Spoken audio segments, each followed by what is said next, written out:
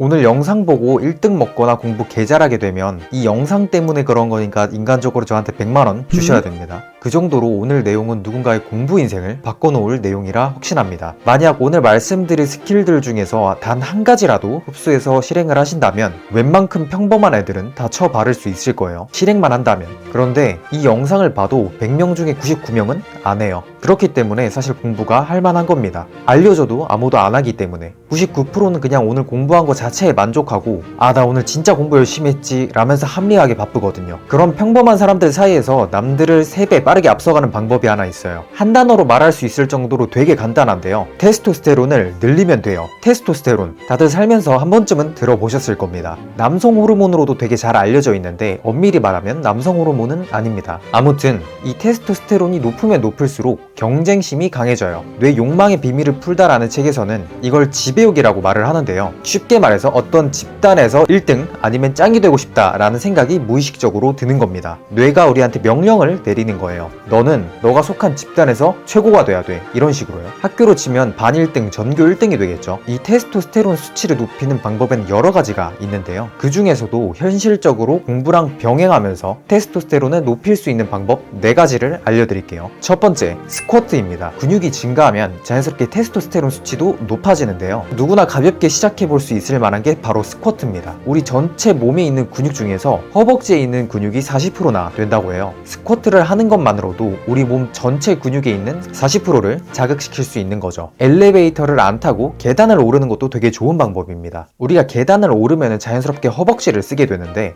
이 과정에서 근육을 또 자극시키고 테스토스테론을 분비시킬 수 있게 되거든요. 두 번째는 적절한 수면입니다. 여러분 하루에 몇 시간 주무세요? 만약 수면 시간이 6시간도 안 된다면 진짜 조심하셔야 됩니다. 잠을 제대로 못 자면 그 다음날 집중력이 떨어지는 건 이미 익히들 다 알고 계실 텐데요. 그런데 이 수면 부족이 테스토스테론에도 영향을 미치는 것으로 알려져 있습니다. 실제로 수면과 테스토스테론 간의 상관관계를 분석한 연구들도 되게 많은데 잠을 5시간 반 잔 그룹이랑 8시간 반 잔 그룹을 비교해 보니까 근육량이 무려 60% 이상 차이 났다는 결과도 있습니다. 그래서 가능하면 잠은 7시간에서 8시간 이상 주무시는 걸 추천드려요. 물론 6시간을 자도 거뜬하신 분이라면 굳이 말리진 않을게요. 그런데 본인이 최소 몇 시간을 자야지 쌩쌩한지 그걸 모르신다고 하면 테스트를 한번 해보세요. 6시간도 자보고 7시간도 자보고 8시간도 자봤는데 나는 최소 7시간은 자야 된다 라고 한다면 그 최소 수면 시간을 반드시 지키시면 됩니다. 이때 내가 아침 7시에는 무조건 일어나야 된다? 그럼 12시에는 무조건 침대 안으로 들어가시는 겁니다. 세 번째는 자기 전 30분은 스마트폰 금지입니다. 우리가 자기 직전 블루라이트,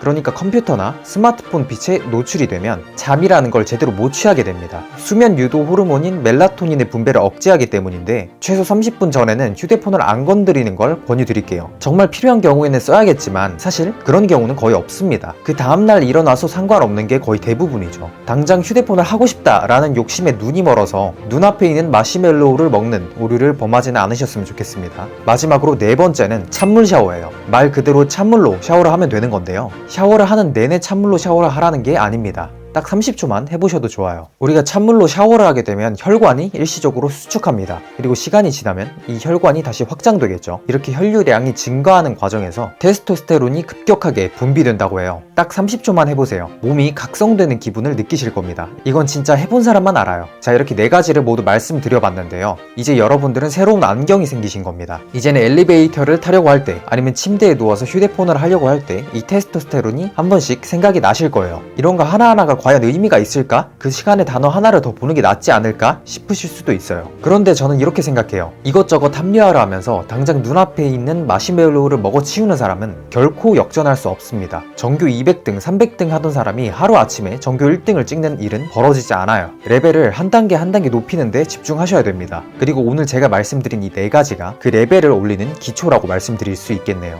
앞으로도 공부와 관련해서 바로 써먹을 수 있는 꿀팁들을 알려드릴 건데요. 궁금하신 분들께서는 구독과 좋아요 한 번씩 눌러주세요. 추가적으로 궁금한 점이 있으시다면 아래 댓글창에 질문을 남겨주세요. 제가 아는 선에서 최대한 꼼꼼하게 답변 드리겠습니다.